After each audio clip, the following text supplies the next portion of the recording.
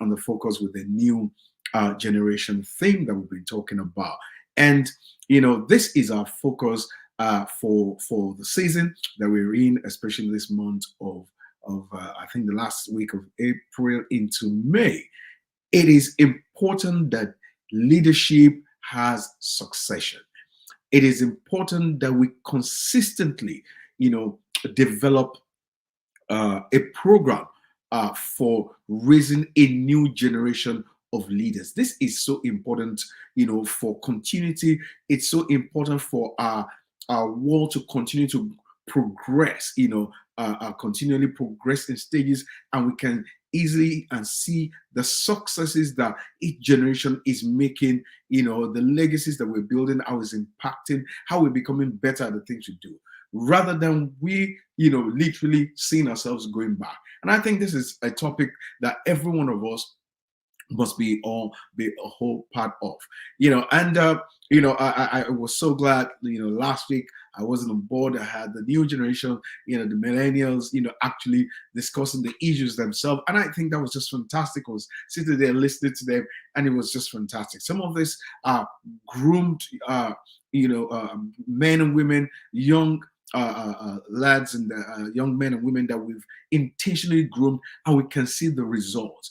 And I think this is something that every one of us must do, from the point of families, from every organization, whatever you're doing, whatever position, whatever gift that you're expressing, whatever title you have, whatever role you play within nations, within governments, every one of us must be in the business of preparing the next generation. From our family unit, our fathers, our mothers must prepare fathers and mothers for the next generation. We must prepare, men and women that will be responsible for carrying, the assignment, the responsibility of our world, continually being healthy. And this is a great challenge, a great assignment for every one of us. Thank you so much, sir, for being able to join us. Thank you so much for your commitment. I know some of you people joined, and they waited online for about 5-10 minutes, and thank you for even connecting tonight. I can see your comments as well. And tonight we really want to look at, this subject of the new generation. Oh my God, here we go. Technology found you. Where were you in the space or something? Okay, I'm gonna hand over to you. By the way, can I introduce my host tonight? I was Nelson Telma Machibango. Thank you so much for having me. Okay, you're gonna take it from there then. How you doing? Good evening. Good evening. My apologies for being late this evening. It must be the coronation effect. I think I'm still celebrating our king, our new coronated king. So, good evening to you, ladies and gentlemen. Thank you so much for joining us tonight. As has been said, it is another conversation with Itwala. And yes, we continue with the raising of a new generation of leaders. Thank you so much for those that have been sharing your inputs, sending in your comments, and also sharing this broadcast. If you know any young person or older person that is not watching with you tonight, do send them a link so they can join us for this live conversation. And yet again, we are looking forward to your comments this evening. We'd love to hear what you have to say for this upcoming generation, and to those that have gone ahead of us as well. And whichever part you fit in, what are your thoughts on generational leadership? So yes, good evening, Ambassador JD. Good evening. Good evening. Good evening. I welcome myself and I greeted myself. I know.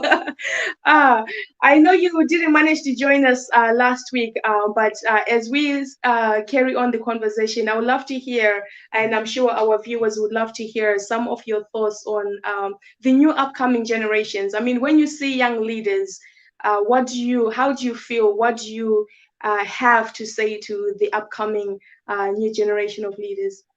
I think, I was just saying that actually just before you came on board, at watching, you guys last week was gave me hope, uh, and showed the power of being intentional in raising a new generation, Yes. intentional in training, in developing, and more so in mentoring, because the effect is just unbelievable. The result is unbelievable. And literally, part of what I was processing in my mind today is that, look, you got to consistently prepare Yeah. for the next generation. In fact, can I put it this way? I'm going to just straight out there. The moment you find yourself in any role of significance, discover your gift, find a position of significance, any title, sitting in any place that you have influence and affluence over people, over your environment, you need to begin to think about the time you're going to leave. And that is the last thing, really, and that's a strange point. That's the last thing that people think about. Look, the moment you get elected, the moment you call a father, the moment you call, the CEO, the moment you launch out your gift and you come into this stardom and you become famous and all this thing, and you're running out and everybody's giving you accolades. Immediately, what you should be planning, forget about the stardom, forget about all the lights and all the opportunities you're being given. What you must be thinking at the back of your mind is that, who is going to take this over? Who can I pass this on to? What should I begin to prepare for the next generation? And that way, our world is able to have continuity. Our world does not have continuity today. We have breaks, gaps that is causing chaos. The greatest obligation, the greatest obligation of leadership is preparing your replacement. It's leaders raise leaders. Leaders develop leaders. So leaders must continually prepare for their replacement. And that is one thing I have seen. It's very obvious if you look at it very well. It's very absent in the developing world. Well, one thing that we always say is you can't give what you do not have. And one thing I love about yourself is your heart and hunger to mentor young people. And sometimes I wonder if it's something that came because you yourself have been in that position whereby you were poured into, you were mentored. Do you think this is something that's missing within the older generation, that they were perhaps never mentored themselves, so they don't know how, or they don't know what it is actually to mentor someone else? This is one of my greatest why I really celebrate being part of ITWALA, the International Thought World Leaders Association. This is one of the reasons why I believe our great leader and founder, Dr. Miles Monroe, and all the other great leaders that they all, started this organization together. This is why I will eternally, forever celebrate them, because one of the key reasons they came together to set up this organization was because of the need and the gap they've seen in the society and the nations, that there is no deliberate, intentional, program of we raising leaders. So what they did was that this organization, apart from its, resolving and prescribing solutions for leadership in developing nations, but also one of the solutions, it was also in mentoring. Mentoring was one key thing that drove, this organization itself, and is still driving it. So I learned everything about mentoring through a great leader, Dr. Miles Monroe. I was mentored, and I still see myself as a mentee. You see, leaders are forever learners. If you get to the place that you stop learning, you start dying. And I think that is one of the things that is very missing. It's missing in our world today. And ITWALA is trying to make sure it contributes its own very little quota amongst, how much people that we have in our world today, but we need to do something. And by we crying out, like in the wilderness right now, every other person as well should hear this. Every family, every father, every mother, every boss, every CEO, every legislator, every president, every governor, every mayor, people that are seated in all this position must hear this and know that it's their responsibility to do this, or else we'll kill the next generation. And that is why it's so important that we make this cry. We need a new generation. A new generation needs to rise. And that is why the whole generation will not leave, because they never planned for their living. You were saying something the other day that, for example, Robert Mugabe in Zimbabwe, he was there. One of the reasons I believe was there, and I had this conversation with quite a number of my friends there, was that he didn't know who to hand this over to. That's right. He Yeah. didn't know, he couldn't trust anyone, even though and it got to the place that he began to self-destruct, you Yeah. know, Yeah. because he had outlived his significance, his relevance in that place. And eventually, the people that, began to see some of those things, either indirectly mentored or, not directly, took it over and continued with exactly what he, Okay. and you can see the evidence today. The same with a whole lot of other developed nations. So I think mentoring is very, very important. And you guys kicked off some conversation on that last 2 weeks as well. You talked about we need leaders that will give us open access, open doors. Yes. Shell said we need apprenticeship. All those things are literally mentoring. And I think Yeah. that's an area that we should focus on. Oh, thank you so much for that. I know that one of the things that I always think on as well is a lack of education, perhaps even on the key skills of being a leader. I wonder sometimes if the older generation have had those key lessons on what leadership truly is. Perhaps they could have learned that, you do need to pass it on at some point. I mean, can you really be a mentor without being, a true leader? What really is a true leader? Are you a leader if you do not want to pass on everything that you hold, or you are just an ordinary person? I mean, talk to us a little bit about authentic leadership. What does it look like from your perspective? Have you seen it? I'm sure you've seen it. I mean, I know you've seen it. Give us a little nuggets on that. For And young people to actually say this is a leader, what do they need to see? I think that's a very deep conversation you just knocked on. But okay, let's try and just tap a little bit on top of it. By the way, leaders are people that carry and have authority, or rather, leaders are people who have discovered their gifting, and your gifting is actually where your authority lies. In your gifting, until you find your gifting, you will not know that you are an authority in your own right. And everyone has it inside of them.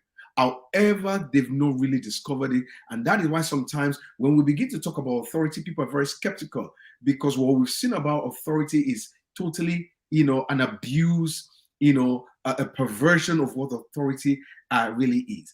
And when you discover your true self, or you're a person, yes, who have discovered, your true leadership, then you become an authentic authority. Yeah. It's from the word author. So it brings the natural self out. It brings the natural you out.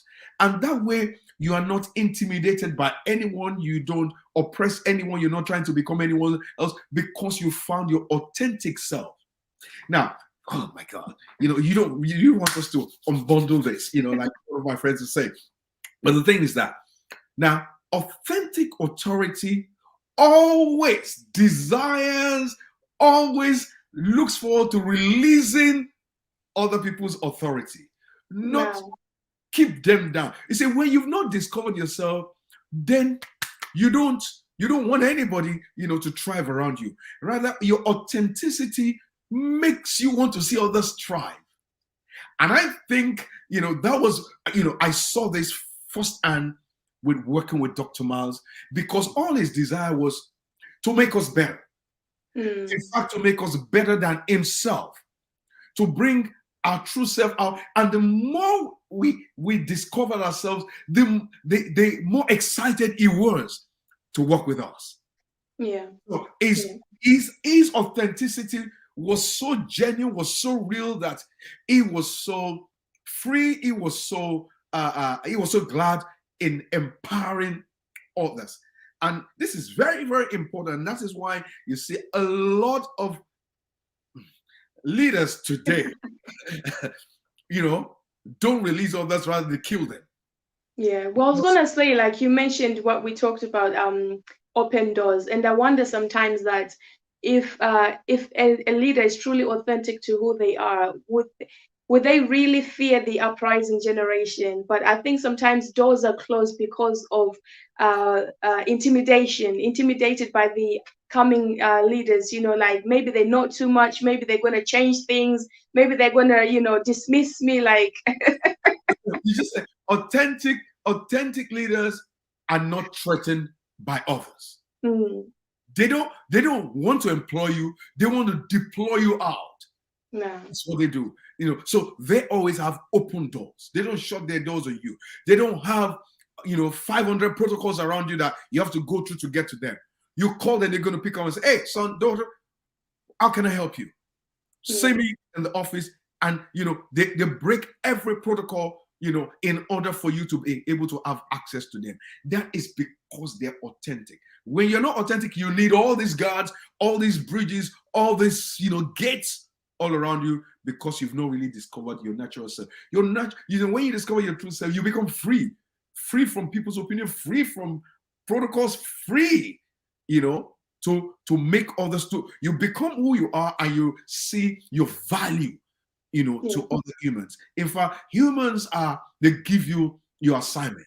They're not an interruption to you. They're not a problem to you. Rather, they're the reason why you exist. And this is very important, that a lot of our leaders, and this point you made is very critical for our leaders to understand.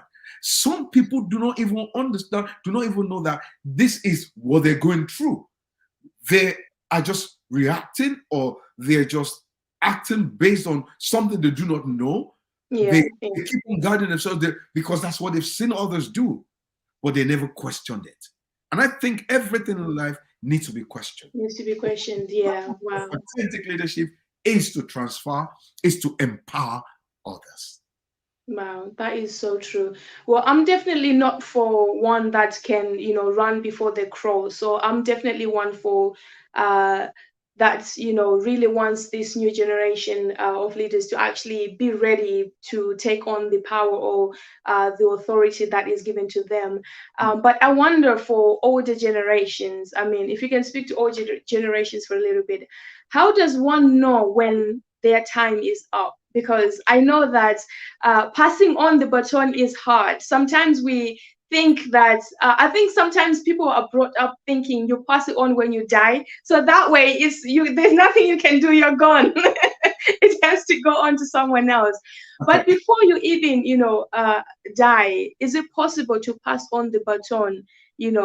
Especially for political leaders that sometimes they want to stay until they can't move, but is it possible to pass on to the next generation something, whether it's a business, whether it's an idea, whatever it could be? Is it possible to pass on something to, and how do you know it's your time is up? Like now is okay to retire. Most the key thing, first thing is that a lot of leaders, are not, they're timid, they're not courageous enough to even want to pass it, whatever they are or whatever they have on. Yeah. Two, like I said, the first obligation of leadership is to begin to identify and prepare, develop your replacement. I'll give you a very good example. Nelson Mandela. Nelson Mandela, oh my God, this is a great leader. Spent 27 years in prison. Yeah.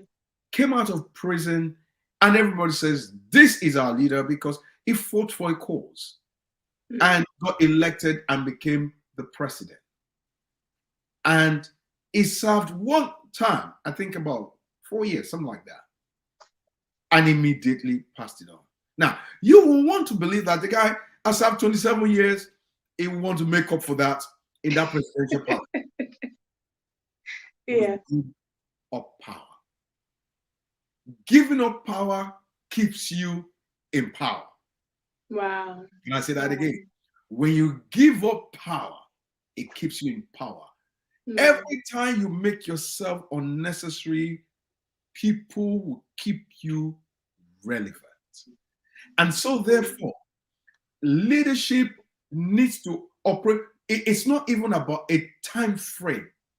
It's the fact that once you get there, you have an assignment to do. One, to deliver that assignment that you've been called to do.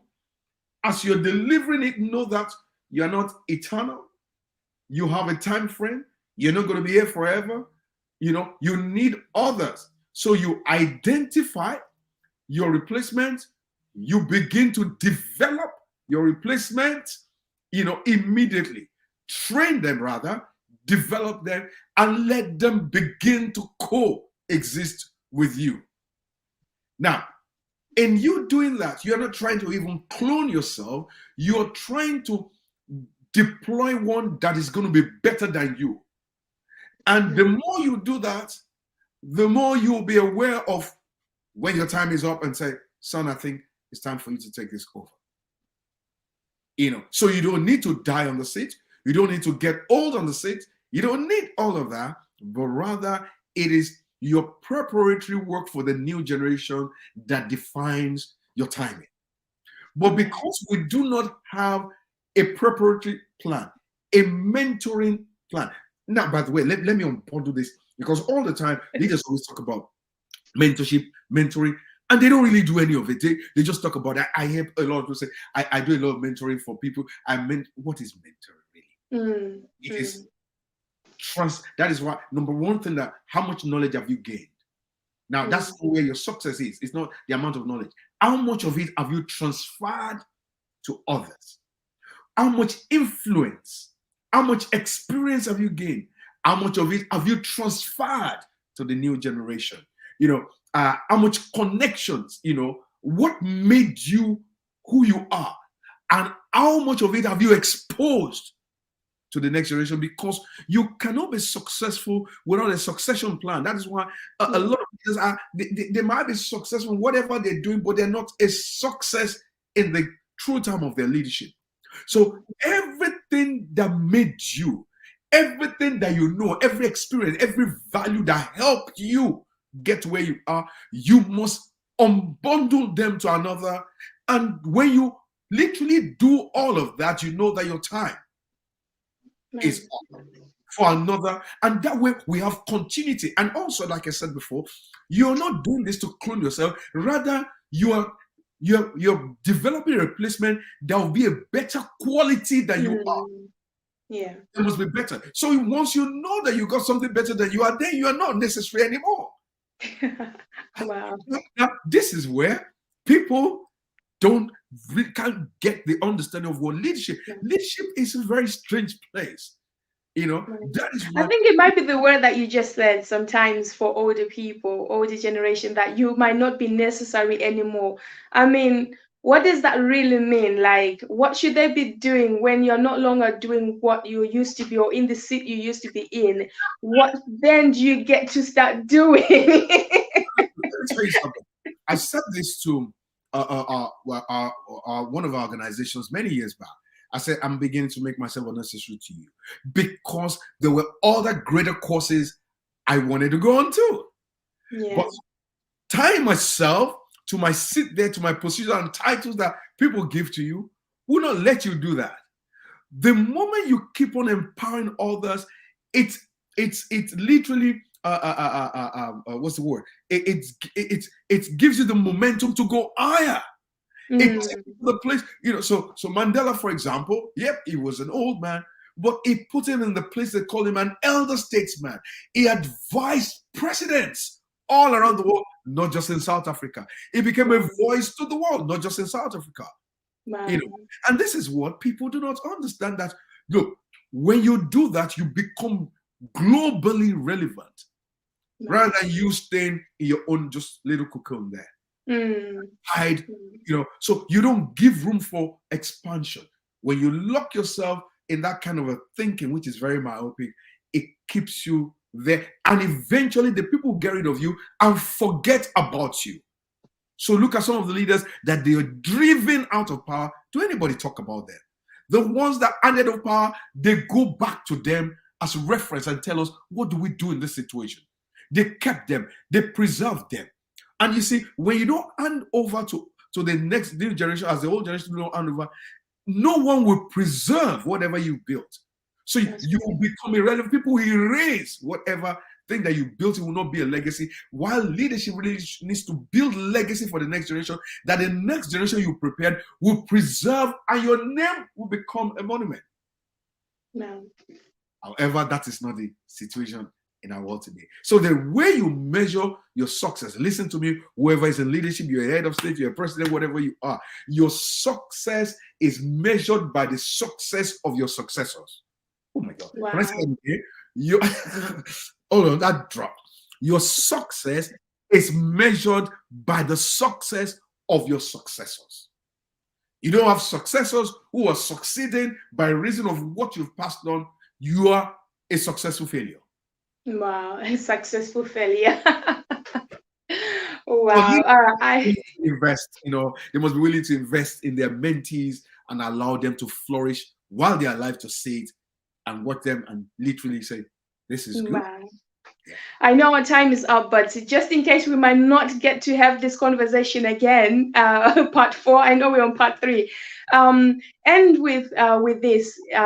You've mentioned Nelson Mandela. I know we've had people like Marcus Garvey. There was a time when they were considered, a new upcoming generation of leaders as young people. When you look at this generation coming up, do you think we are doing enough to fight for what we believe in, especially, within the third world nations? We keep talking about a change we want to see, but do you think we're doing enough, to fight for that change as these other great leaders had done in their own time? Okay, now it's a different season, different generation, Yes. and the kind of environment that enabled those leaders in that time, in the younger age, might not be literally the same thing. But however, my one word for the younger generation, the millennials and Gen Zs and whatever is, look, you got to fight. You got to pursue. Look, mentees pursue mentors. I will never forget that word that my mentor told me. Your mentor does not look for you, does not chase after you. He might choose you, but you must pursue. So you're going somewhere and you know exactly where you want to go. You don't know how to get there, but you can see some people. I mean, there's still few people around who are literally there. Go after them. Go after their knowledge, their content. Go after them physically, because mentorship also begins with observation. But you see, once you have a desire, there's always a way. So once this, you got to really follow your passion. Don't let anybody talk you down. Don't let anybody talk you out of your dream. You can imagine it. It's too late for you to say it cannot be done. So whatever you can imagine, pursue it with everything, innovatively. Pursue with all of your heart. And I believe that you surely get there. Well, once you have a desire, there will always be a way. We will sleep on that tonight. Ladies and gentlemen, thank you for joining us tonight. Ambassador JD, thank you so much for your wisdom tonight. We do apologize once again for the delay and the interruption with the broadcast tonight, but thank you for sticking with us up to this hour. Again, out of time, but not out of questions. But we will be back again next week, same time on Monday. Do share, like, subscribe, press that notification button so you can be notified when we are live again next week on Monday. We want to let you know more about what Itwala is about. Please do